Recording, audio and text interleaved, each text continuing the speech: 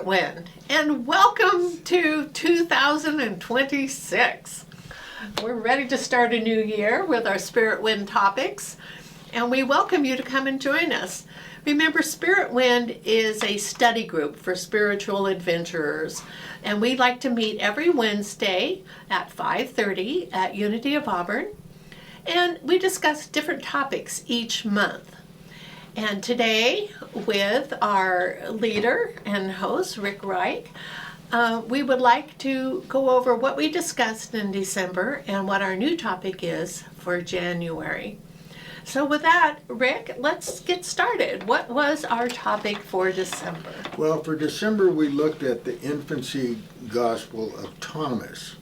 The infancy gospel of Thomas is a non-biblical ancient Christian text that describes the life of Jesus from the age of 1 to 12. And it's filled with miraculous and sometimes mischievous acts. It was actually discovered not with the Gnostic Gospels, which were discovered in 1945, but it was discovered a couple hundred years earlier in 1703. It was actually discovered. But we find that it was written about this in the 2nd century, and it's distinct from the Gospels in the Bible, which portray Jesus the way we think of him. But in the infancy Gospel of Thomas, he's portrayed as a young boy, as precocious, temperamental, even occasionally cruel. And he is apparently, it seems, struggling with how to use his powers, his supernatural powers. And it even includes a story of making clay birds that come to life that is echoed in the Quran, actually. And he tells stories of cursing boys who annoy him, but then he shows that he is a wise child who even smarts his teachers. Whoa. Well, can you tell us a little bit about this book's historical background? Yeah, we can do that. First of all, the authorship is unclear, and the name Thomas was probably given to give it the appearance of apostolic authority. Thomas being one of the 12 disciples. There's no way it was written by Thomas, though, because this was written, they figure around somewhere between 150 and 185, which is even later than the Gospel of John, which was written between 90 and 100. Thomas, the word Thomas actually means twin. And so I like to think of the infancy gospel of Thomas as Jesus' evil twin. And you'll see why as we go on a little further. Anyway. Do you think this book properly portrays Jesus? I guess there's no way for us to really know. No. But well, just in comparing it to the Gospels, Well, but if they're not comparing his younger life, right, then we don't really have any other references. But right. Like you said, in the Quran, they are bringing up some of these same stories. Yeah, right? and we'll come back to that a little later. But the book portrays Jesus as trying to perform miracles, bringing things dead to life, healing the sick, but as a child not being too steady with the handling of these powers. And so it also portrays him with a volatile temperament. It also describes Jesus as being mischievous, angry, sometimes cruel, and even killing children who upset him. Whoa. So that seems very unlike a Jesus figure that we know of. Right, yeah. right. And it finally portrays him with superhuman intelligence. The text shows him wiser than his years, questioning and outsmarting his teachers. In the temple, the rabbi. Right. Oh my goodness. So, obviously that could create a strain between him and his family. How would his family deal with that? I'm sure that they were really troubled and so forth. The one story that it has in this book that is in the gospel is when Jesus came to the temple at the age of 12. Mm-hmm. Even in that story that is in the gospels, when he came and he was left behind at the time of the Passover, and Joseph and Mary go back looking for him, and he's in the temple speaking with the elders. So Mary and Joseph, who are oftentimes confused and troubled by his actions in this book, meaning what he does in that, the teachers, with the teachers, it shows that Jesus is in conflict with them. He either embarrasses or kills them out of anger.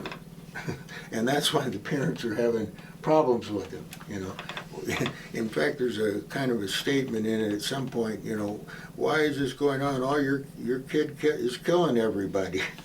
It says in there. Not good neighborly relations, I guess. No.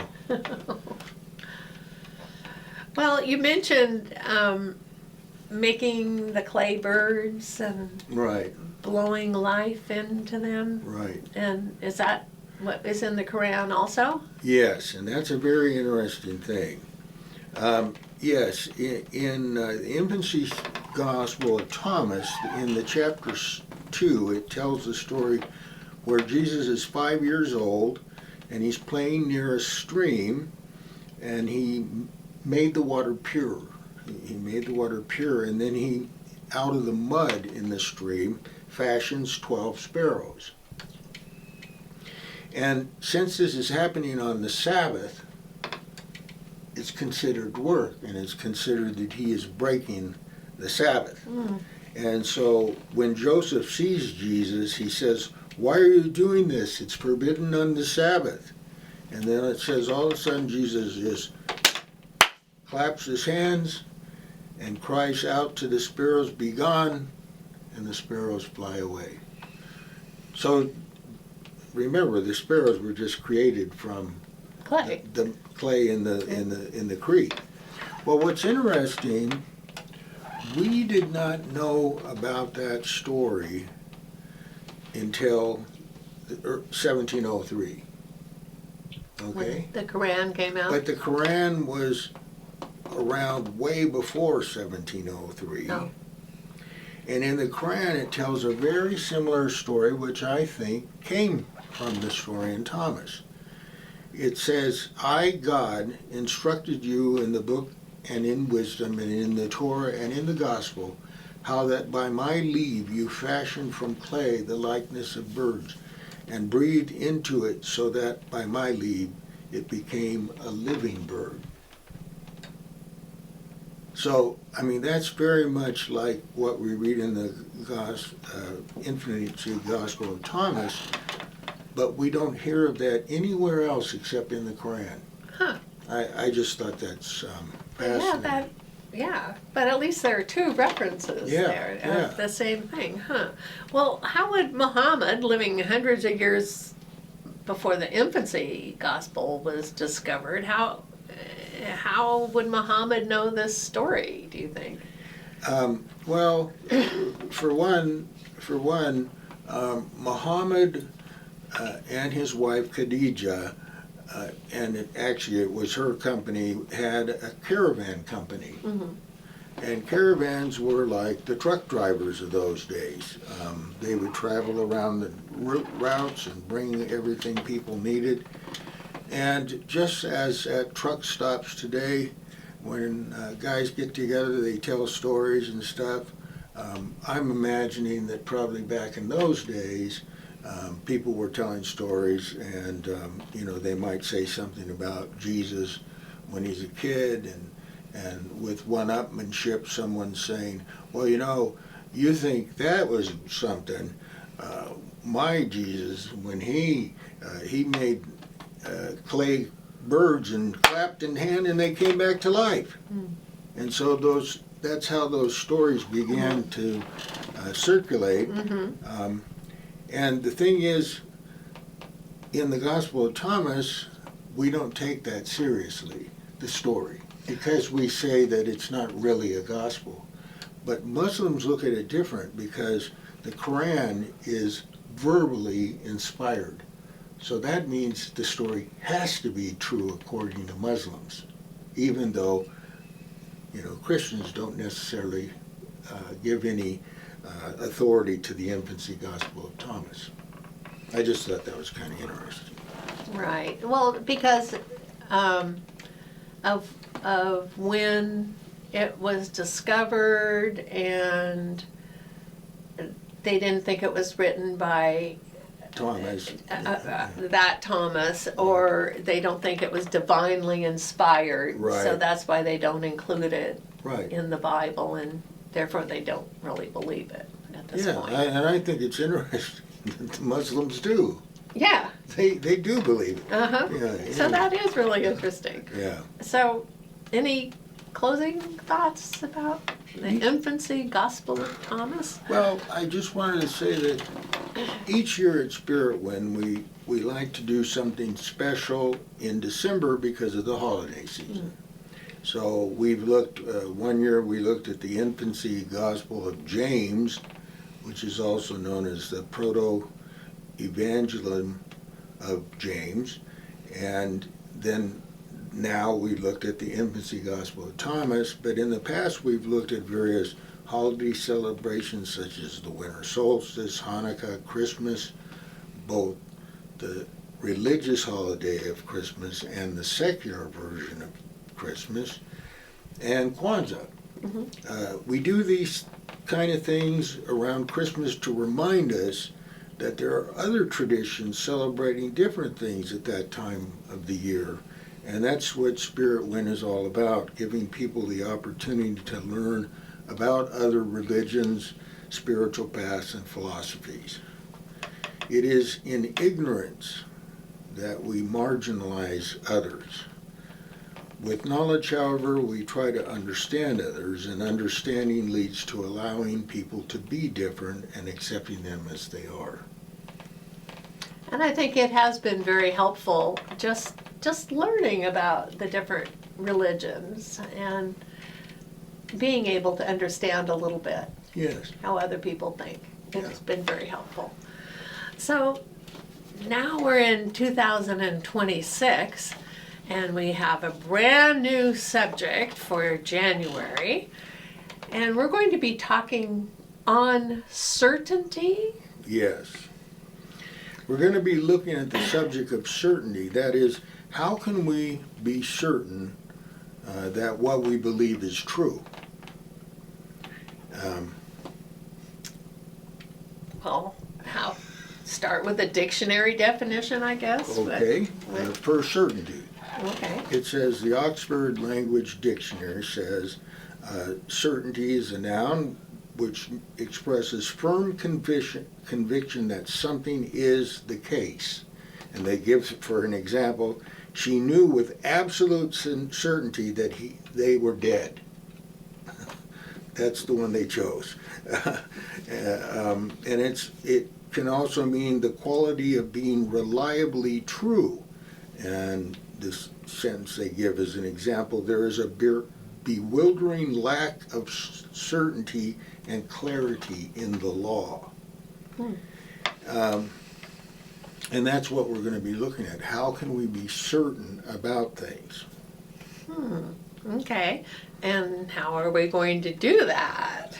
Well, how we're going to be doing it, we're going to be looking at 4 different experts on the topic and 4 different books. We're going to look at it from the perspective of philosophy with Ludwig Wittgenstein's book on certainty. Then we're going to look at it from the perspective of philosophy of religion in my book, 2 Ways to Lose Your Faith. Then we're going to look at it from the perspective of a neurologist, Robert Burton, who's written a book called On Being Certain, Believing You Are Right Even When You're Not. Okay. And then the last book we're looking at is a book by Bruce Lipton, who's a biologist, research biologist, who did cell research at Stanford. And his book is called The Biology of Belief. Well, so we're going to be looking at these books. So are there any other evidence that we can look at besides just these books? Or? One thing we're going to do is we're going to look at the difference between subjective and objective truth. And in this we're going to look at a Danish philosopher by the name of Søren Kierkegaard, who lived from 1813 to 1855. And he had an idea that he called truth is subjectivity. And so it put him at odds with subjective truth versus objective truth. And what is the difference between subjective truth and Well, objective truth is what most people think of in terms of scientific truth and that sort of thing. It means an objective truth is a fact or reality that is true regardless of personal beliefs, opinions, or perspective. It's based on observable, measurable, verifiable reality and exists independently of what anyone thinks or feels about it. For example, the statement 1 + 1 = 2 is an objective truth because it is true whether or not someone believes it to be so. Okay. I guess there are people who would argue with that one too, but There's people that argue about anything, when it comes to that. Instead of giving you a definition for subjective truth, I thought I would read to you what Søren Kierkegaard, who I mentioned, what he says about subjective truth. And he says it in a journal entry that he made in August 1st, 1835. He said, "What I really need is to get clear about what I must do, not what I must know, except insofar as knowledge must precede every act. What matters is to find a purpose, to see what is really God's will that I should do. The crucial thing is to find a truth which is truth for me, to find the ideal which I am willing to live and die." So that's subjective truth. It's not objective truth in the sense of 1 + 1 = 2. It's truth in the sense of me knowing what is true for me. It's not an objective standard, it's a subjective standard. so it seems that there is a big difference between the two forms of certainty then. One is based on evidence and fact, while the other is based on feelings and conviction. Yes. Okay. And so what we're going to do is first focus on objective truth, and only in the end of our study will we look at subjective truth. Okay.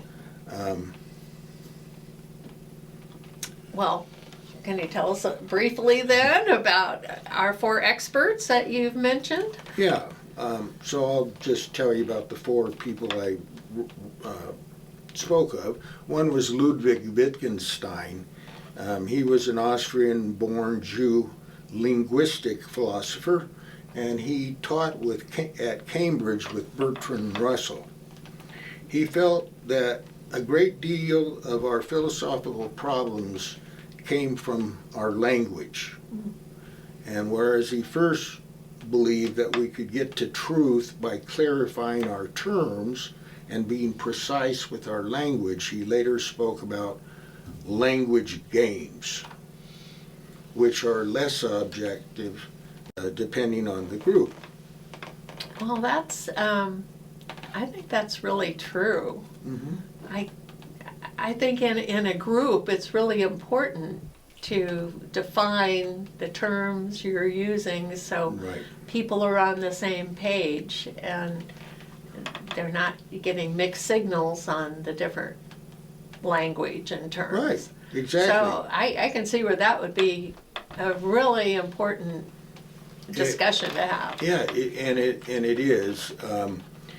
And what he talks about language games, he's talking about the language that is used within a certain group. So, like if you're talking to existentialist philosophers, Oh, right. Okay. they have certain lingo Right. that most people wouldn't even understand what they're talking about. Yeah, yeah. But they understand. Yeah. But the same thing goes with electricians. Yeah. They have absolutely. their own language game, meaning Uh-huh, they uh-huh. know the words and nobody else does. And you Right, could go on to right. computer technicians or Yeah, yeah, yeah, whatever. yeah, Each have exactly. their own language game. Right. Um, Well, in your book, Two Ways to Lose Your Faith, you speak of Richard's razor. yeah. Is that you, I Yeah. guess, huh? Can you explain this to us? Well, actually, I was playing off in medieval times. There was a gentleman, a philosopher by the name of William of Ockham, and he came up with what's called Occam's razor. And Occam's razor was a philosophical formula for getting around some of the medieval ideas they were dealing with in those days. A razor being cutting between truth and error, you see. And so Richard's razor, what I call Richard's razor in my book, is a way of telling the difference between truth and opinion or belief. You know, truth is one thing, opinions and the belief are something else. And one example, just to show you what I mean, is if you take two statements, fire is hot, hell is hot.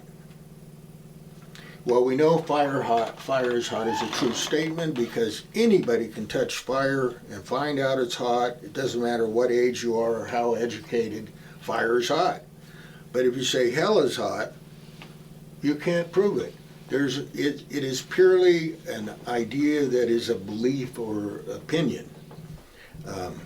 Moving on to Robert Burton, who was the neurologist who wrote the book on being certain, he shows how we experience certainty for what we believe from a neurological perspective. Now, I can't go into that here to explain how we do that from a neurological perspective, but we definitely will do that in the class when we have more time. Okay. And then the last one we're going to look at is a book by this biologist. He did cell biology research at Stanford, Bruce Lipton, and he tries to show how beliefs affect our biology, what we think. And so I'll just give you one example from his book, and that is placebos.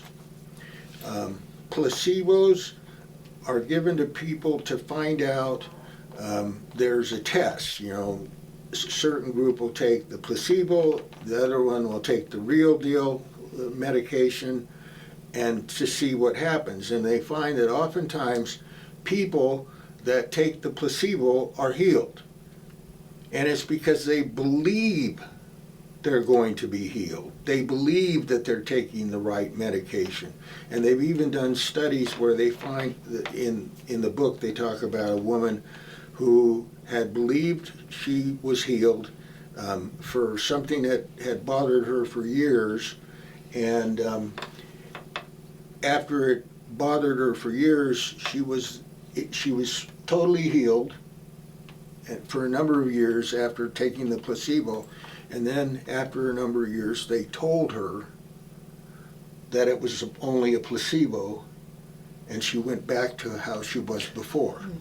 So he's saying, when I say the biology of beliefs, he's saying that our beliefs determine our biology to a certain degree. Right. I remember another office, Hans Selye, Oh, wrote yes. The Stress of Life. On stress. And he definitely showed how the mind affects the body and the body affects the mind. Exactly. That's a good example. Yes. He did that too. Right. So anyway, at the end of our study, then we're going to look at Kierkegaard's subjective truth, where he says, it's not so much what I need to know, it's more to know what is true for me. And when you think of it, what he says in that quote I read from his journal, he said, a truth that I'm willing to die for, live or die for. I'm not going to die over 1 + 1 is 2. I'm not going to die for anything that's objective truth, The sun is a certain temperature. The earth is a certain circumference. Why would I die for any of that? I die for things I believe in, and that's subjective truth. So, Well, isn't that kind of where wars start from? it does. In a manner of speaking, because these people have these truths Beliefs, and and these those people have have the different these ones that- truths, yeah. and they're not seeing a common And that's truth. what Spiritwind's all about. Trying to help people with different beliefs coexist and learn from each other instead of fighting each other. Right, Yeah. and just know that there are other truths out there. Yeah, exactly. It may not be your truth, Right. but It is truth to them. it's truth to other people. Well, that is how we need to look at things, obviously. And will you bring these 4 books with you to the classes Oh, yeah. then, so Yeah. that people can see Yeah. what they Yeah. are and Yeah. so forth? And we'll list them on this production also, Right. so that people maybe can read them ahead of time, Yeah. or bring some of their own insight Yeah. to what they'd like to talk about. Because this is a hard one, I think, It to is. know what is certainty, and obviously it's individual. It- I think that's what we're going to have to come down to, isn't it? At the end, yeah. It's a pretty individual circumstance Yeah. of who is certain on what. A hard one. Okay, so again, I want to invite everyone to come to our discussion groups that we have on Wednesday evenings from 5:30 to 6:30 at Unity of Auburn. It's a very welcoming community. Everyone is welcome. There's no charge for the class. There is a love offering that we ask for. But other than that, bring your different points of view. Tell us what you think. Tell us what you're certain about. And we'd be glad to have you. I hope to see you there. Thank you.